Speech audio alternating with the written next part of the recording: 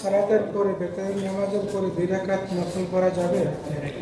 এশা জি বেতনের পরে এশার সালাত পড়লেন 4 রাকাত, তারপরে 2 রাকাত সুন্নাত আপনি পড়লেন সুন্নাতে রাতে বা, আর তারপরে বেতর মানে বেজোড় 1 সর্বনিম্ন, আর 3, 5, 7 শুধু 3 এমনটা নাই, কিন্তু এটা ভুল ধারণা যে 3 পড়তেই হবে।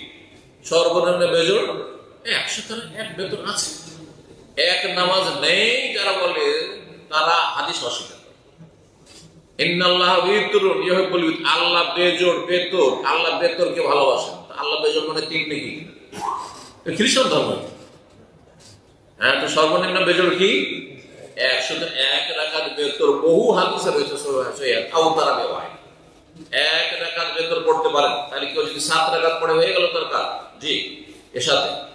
আর যদি তারপরে আসল প্রশ্ন, তারপরে যদি কেউ নফল পড়ে 2 রাকাত, হ্যাঁ বেতরের পরে 2 রাকাত নফল পড়া হাদিসে আছে, সেটা তাহাজ্জুদ পড়ার পরে যদি পড়েন তাহলে বেশি ভালো যে তাহাজ্জুদ দীর্ঘক্ষণ পড়লেন, নবী সাল্লাল্লাহু আলাইহি ওয়াসাল্লাম তাহাজ্জুদের পরে বেতর পড়েছেন, তারপরে 2 রাকাত বসে পড়েছেন। আর যদি আচ্ছা নফল যদি 2 রাকাত পড়েন বেতর পরে, তো বসেই পড়তে হবে এমন কথা নেই। তাহলে বসে পড়লে অর্ধেক নেকি, দাঁড়িয়ে পড়লে হ্যাঁ কি ফুল নেকি। তাহলে 2 রাকাত নফল পড়ে 1 রাকাতের নেকি নেবেন আপনি, এত নেকি মানে আপনি দাঁড়ান না, বুঝলেন নেকি কম লাগবে। কিন্তু পয়সার ক্ষেত্রে যে আপনাকে যদি কফিল বলে বাজার কাজ করছেন যে তুমি 100 দিরহাম নেবে না 200 দিরহাম, হ্যাঁ তো কোনটা নেবে? বলছে ভাই 200 দিরহামের দরকার নেই, 100 দিরহাম হইলেই চলে, তাহলে পাবেন কেউ? তাহলে কেন আপনি অর্ধেক নিতে যাবেন? কিন্তু নবী সাল্লাল্লাহু আলাইহি ওয়াসাল্লাম বসে পড়েছেন তাহাজ্জুদের পরে, দীর্ঘ লম্বা তাহাজ্জুদ পড়েছেন, তারপরে বসে পড়েছেন।